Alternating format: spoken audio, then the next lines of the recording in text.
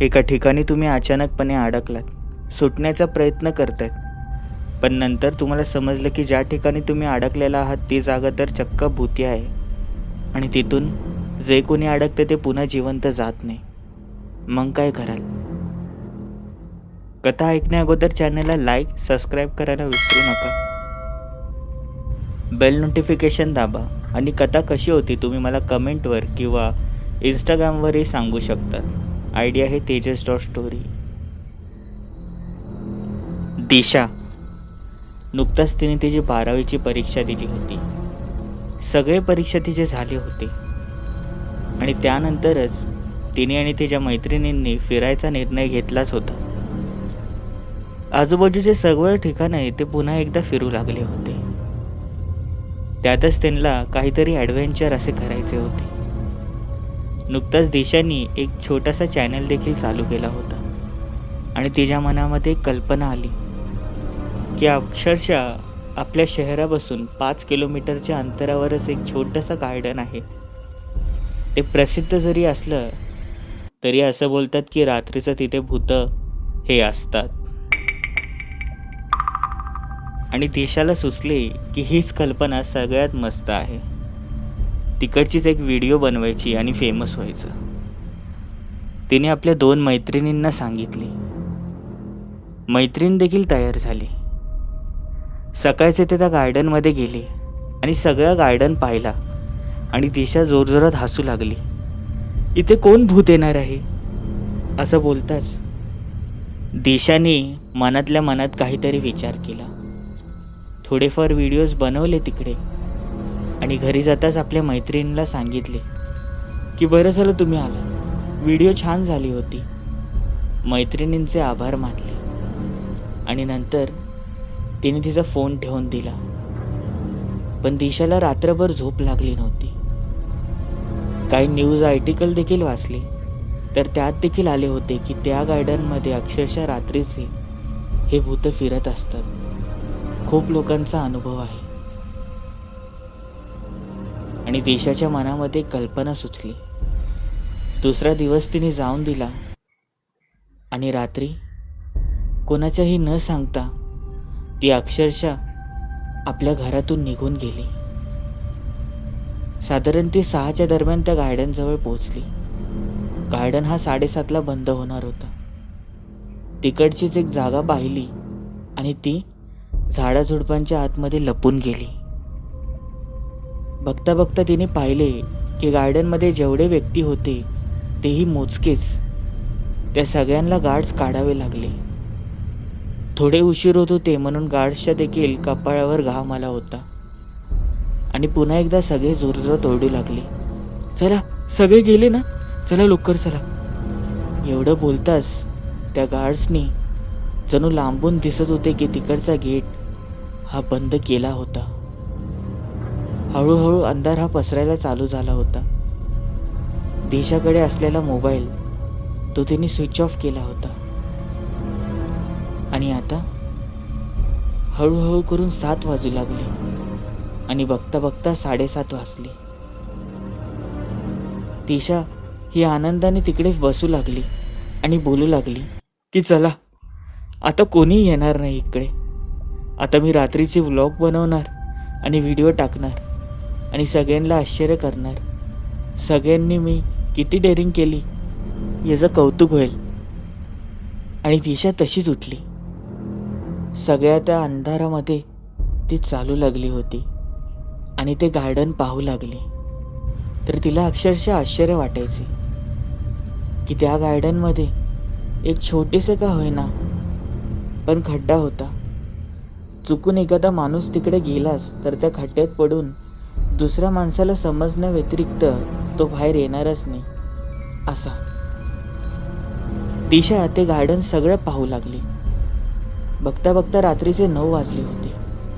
तिने आपला मोबाईल चालू केला आणि आपली व्हिडिओ तयार करायला लागली. तिने तो व्हिडिओ आरामाने बनवला आणि आपला मोबाईल हा ठेवून दिला. साधारणपणे तिने आता गेटजवळ जाण्याचा निर्णय घेतला. गेटजवळ जाताच तिने पाहिले की ते गेट अक्षरशः बंद होते आणि तिला माहीतच होते की असंच काहीतरी होणार आहे. तिने आपल्याजवळ असलेल्या त्या छोट्याशा बॅगीमधनं काहीतरी खायला काढले. छोटासा सफरचंद होता. तो तिने एक घास खाल्ला. पण त्याच क्षणी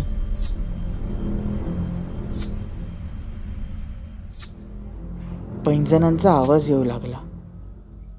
दिशा त्याच वेळेला दचकली आणि आजूबाजूला पाहू लागली. पण रात्रीच्या त्या अंधारामध्ये तिथे कोणीही नव्हते. बाकावर बसलेली ती दिशा तिने आपल्याजवळ एक घास खाल्लेला सफरचंद तिथेच ठेवला आणि ती जाऊन आजूबाजूला पाहू लागली. जवळजवळ तिने ते अर्ध गार्डन पाहिले, पण कोणी नव्हते. कदाचित वाऱ्यामुळे किंवा झाडांमुळे असले आवाज येत असतील असा तिने विचार केला आणि ती त्या बाकावर बसली. पण बसताच क्षणी तिने जे पाहिले ते पाहताच तिला घाम फुटू लागला.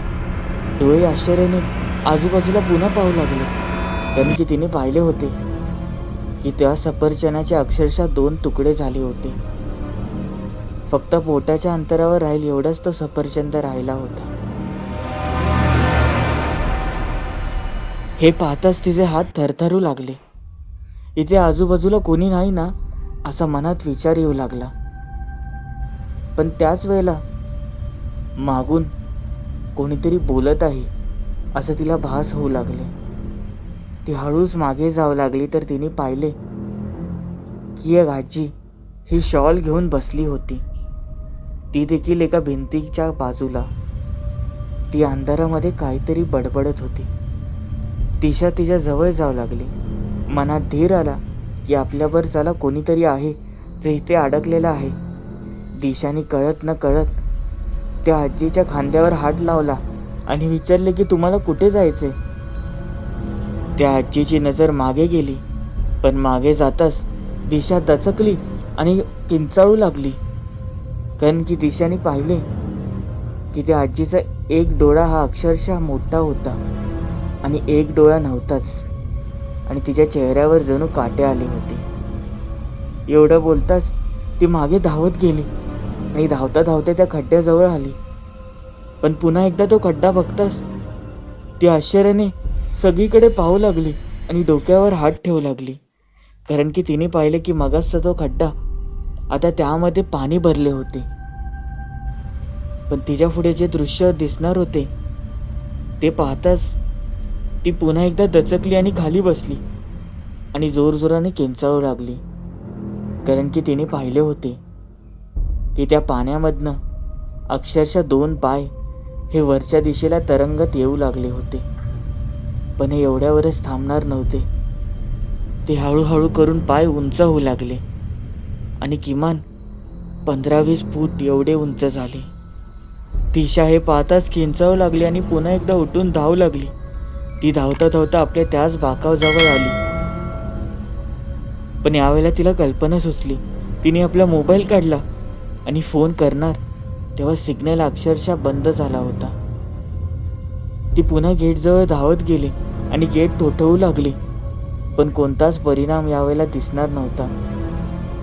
पण पुन्हा एकदा तेच पैंजणांचे आवाज तिला येऊ लागले. मनात धडकी भरली आणि पुन्हा ती धावत एका झाडाझुडपांमध्ये जाऊन लपली. किमान इथे तरी ती सुरक्षित असेल असं तिला वाटले होते. तिला दिसू लागले की त्या झाडाझुडपांमधनं तीच म्हातारी ही आता कंबरेला हात लावून ही हळूहळू करून चालू लागली होती. ती आजूबाजूचा सर्व परिसर पाहत होती, जणू ती दिशाला शोधत असे. पण कळत न कळत तिची नजर वरती गेली आणि ते दृश्य पाहताच ती पुन्हा धावू लागली आणि किंचाळू लागली, कारण की तिने पाहिले की तिच्यावरती एक सफेद साडी घातलेली बाई बसली होती. तिचा चेहरा अक्षरशः पांढरा पडला होता आणि ते पैंजण हे पायाला जणू लटकले होते. दिशाला समजले की तिने काय चूक केली होती. ती तशीच धावत धावत त्या बाकाच्या खाली जाऊन लपली. पण तिला एक गोष्ट आता दिसू लागली होती की ती म्हातारी, ती पैंजण आणि ती बाई, त्यातच तो एक माणूस येत होता. त्या माणसाची उंची किमान 25 फीट असेल. एवढा मोठ्या शरीराचा माणूस दिशाने पाहून ती रडू लागली. तिला समजले की लोक जे बोलत होते ते खोटे नव्हतेच. ती तशीच त्या सगळ्यांकडे पाहू लागली. पण हे सगळं एवढ्यांवरच थांबणार नव्हते. हळूहळू करून चित्र विचित्र हे लोक तिथे येऊ लागले होते. कोणाचे धड नव्हते तर कोणाला पाय नव्हते, पण ते अक्षरशः हवेमध्ये तरंगत त्या सगळ्यांचा मागे हे चालू लागले होते. बघता बघता दिशा ही त्या बाक्यावर जिथे लपली होती ते मधोमध होते आणि ते सगळे भूत हे त्या बाक्याच्या आजूबाजूलाच चक्कर लावत होते. दिशाच्या मनात एक समाधान होते की किमान ती वाचली तरी. पण सहज तिची नजर तिकडेच असलेल्या एका मोठ्या पिंपळाच्या झाडाजवळ गेली आणि तिने पाहिले की किमान एक 6 ते 7 वर्षाची मुलगी तशीच बसली होती. ती दिशाकडे पाहून तिच्या डोळ्यात अश्रू येत होते. दिशाला वाटले की किमान ही माझ्यासारखीच इथे सुटलेली आहे. दिशाने जीवाची पर्वा न करता ती तिथून उठून गेली आणि त्या झाडाच्या खाली त्या मुलीजवळ आली आणि विचारू लागली, कशी काय अडकली इथे, सांग मला. त्या मुलीचा तो रडका चेहरा दिशाला पाहून सहज एक क्रूर हास्य देऊ लागला आणि बघता बघता दिशाच्या डोळ्यात देखत ती पांढरी पडू लागली आणि ती जोरजोरात किंचाळू लागली आणि तिने त्या आजूबाजूच्या सगळ्या भूतांना दिशाकडे बोट करून दाखवले. दिशाने हे दृश्य पाहताच ती पुन्हा रडू लागली आणि ती धावत सगळ्यांची नजर चुकवत एका झाडांमध्ये गेली. पण बघता बघता ते सगळे भूत आता हिला शोधू लागले होते. सगळ्यांची नजर अक्षरशः ताट होती. आता इथून बाहेर पडायचं तरी कसं, असा तिला प्रश्न पडला होता. पण त्याच वेळेला तो पैंजणांचा आवाज हा दिशाच्या कानावर तसाच येऊ लागला होता. दिशाला समजत नव्हते की ती कुठे अडकली होती. पुन्हा एकदा आपला मोबाईल काढला, पण तिने पाहिले की मोबाईलला हा नेटवर्क नव्हताच. तिला समजले होते की तिने काय चूक केलेली, पण सहजपणे मनात विचार आला आणि तिने आपल्या त्या मोबाईल मधले सगळे व्हिडिओज काढायला चालू केले. त्या व्हिडिओज मध्ये तिने पाहिले की नुकताच 7 त्या दरम्यान घेतलेले सगळे व्हिडिओज ती पाहत होती. पण ती आपल्याकडे तोंड करून असलेल्या त्या कॅमेऱ्यामध्ये ही एकटी जरी जात असली तरी ती एकटी नव्हतीच. किमान तिच्या मागे 30-35 भूत तरी सहज चालत होते. कोणाचे रक्त तोंडातून गळत होते तर कोणाला मुंडके नव्हते. कोण अक्षरशः हवेत तरंगत होते तर कोण अक्षरशः पांढरे पडलेले होते. हे पाहताच दिशाला धक्का बसला. तिने तिचा मोबाईल तसाच तिकडे ठेवला आणि आता फक्त ती प्रार्थना करू शकत होती की कोणीतरी तिला येऊन वाचवेल. पण त्याच क्षणी एक आवाज हा तिकडेच एका गेटच्या दिशेने येऊ लागला. कोणी आहे का इकडे? असेल तर लवकर या, चला या इथून. दिशाला समाधान झाले. दिशाला कळाले की हीच एक संधी आहे इथून सुटण्याची. दिशाने कसलाच विचार न करता ती तिकडून धाव लागली आणि धावता धावता त्या गेट जवळ पोहोचली. पण पोहोचताच तिने पाहिले की तो गेट पूर्णपणे बंद होता. मुळात हा डाव त्या भूतांचा होता. कळत न कळत तिची नजर मागे जाऊ लागली आणि मागचे ते दृश्य पाहताच ती तशीच शांत बसली. चेहऱ्यावर भीती पूर्ण जाणवत होती, कारण की तिने पाहिले होते की 30-35 भूत हे दिशाच्याच मार्गावर होते. ते दिशेला एकटक पाहत होते. बघता बघता सगळ्यांचे हात हे दिशाजवळ येऊ लागले. दिशांनी ही कशी तरी तिची नजर चुकवत ही तिथून धावू लागली. पण आता ते हळूहळू चालत असलेले भूत त्यांनी आता वेग घेतला होता. ते दिशाच्या मागे तसेच होते.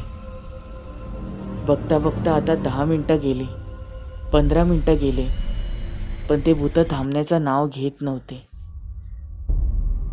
पण अचानकपणे दिशाला दम भरला आणि दिशा त्याच क्षणी तिकडे एका झाडाखाली गेली आणि बसली.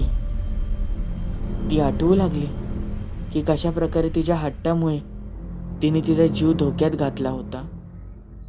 ती आठवू लागली की तिची एक चूक आता तिच्या जीवावर बेतणार आहे. पण हळूहळू करून ते सगळे भूत तसेच दिसू लागले. दिशा ही तशीच धावू लागली आणि मागून भूतांचा चित्रविचित्र आवाज येऊ लागला होता. हे गोल चक्कर जणू अर्धा तास चालू होते.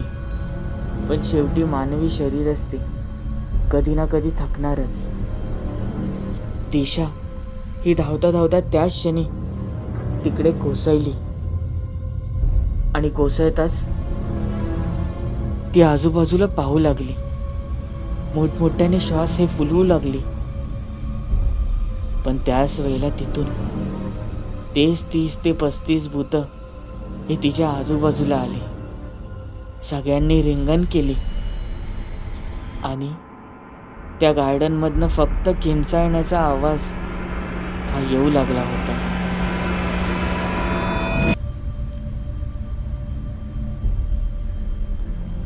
हो, आता एवढं बोलताच कसला ना कसला दिशाच्या कानावर आवाज येत होता. दिशाने आपली नजर ही उंचावून पाहिली तर तिचे आई बाबा हे त्याच गार्डन मध्ये होते. दिशा ही चटकन उठली आणि बोलू लागली, आई बाबा आलात तुम्ही? पण तिचे आई बाबा फक्त रडत होते. आजूबाजूला दिशाचे मित्रमैत्रिणी देखील होते. त्यांच्या डोळ्यात देखील अश्रू होते. आणि मागूनच एक पोलीस इन्स्पेक्टरचा आवाज आला, ही बॉडी घेऊन जा आणि न्या पोस्टमॉर्टमला. हल्ल्याच्या मुलांना किती जरी सांगितले तरी ऐकत नाही. दिशाने नजर खाली टाकली आणि समोरचं ते दृश्य पाहताच ती तिथेच शांतपणे बसली. कारण की दिशाने पाहिले की तिथेच तिचे मृतदेह पडले होते आणि त्याला पोस्टमॉर्टमसाठी नेत होते. मागून दिशाने मागे पाहिले आणि तेच 30-35 भूत सगळे दिशाला हात देऊन त्यांच्याकडे बोलवत होते. दिशाही आता कळत नकळत त्यांच्याकडे जाऊ लागली आणि आता हे सगळे त्यांचा पुढील शिकार हे शोधू लागले होते. फक्त एक चूक आणि ती दिशाच्या जीवावर बेतली होती. त्या गार्डन मध्ये आता तिचे आई बाबा देखील कोणी नाही जात. तो गार्डन आता बंद करण्यात आलेला आहे. आई बाबांनी आणि मित्रमैत्रिणींनी काही तिकडची माहिती काढली. तेव्हा जाऊन समजले की किमान 100 वर्ष आधीचं हे गार्डन असेल. त्याआधीच इथे एक राजा एक छोटंसं राज्य करून चालवत होता. त्याच वेळेला त्याचे ते महल पाडण्यात आले. तेव्हा त्याच्या कामगारांनी नोकरी गेल्यामुळे त्याच महलामध्ये विविध प्रकारे आपले जीव दिले होते. नंतर ते गार्डन झाले देखील, पण त्यांची आत्मा ही त्यांना सतवत आहे. सुरुवातीला असलेले अक्षरशः ते 20 भूत आता 35 पर्यंत पोहोचलेले आहेत आणि ते आता देखील त्यांचा पुढचा शिकार शोधत आहेत. म्हणून आधीपासूनच असे जागा नक्कीच असतात जिथे जाण्याचं आपण टाळलं पाहिजे. हे आपल्याला काल्पनिक जरी वाटत असलं तरी अशा जागा हे आहेत असं मला तरी वाटतं. असो, दिशासारखी चूक आपण कधी केली नाही पाहिजे. कधी जाताना आपण आपल्या घरच्यांना तर नेमकी सांगितलं पाहिजे.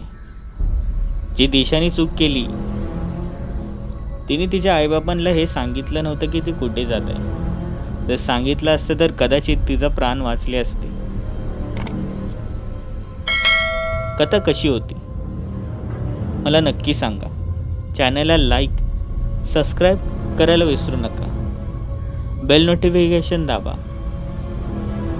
तुमचे काही कथा अनुभव असतील तर मला तुम्ही इंस्टाग्रामवर पाठवू शकता. आय डी आहे tejas.story. भेटूया पुढील भागांमध्ये.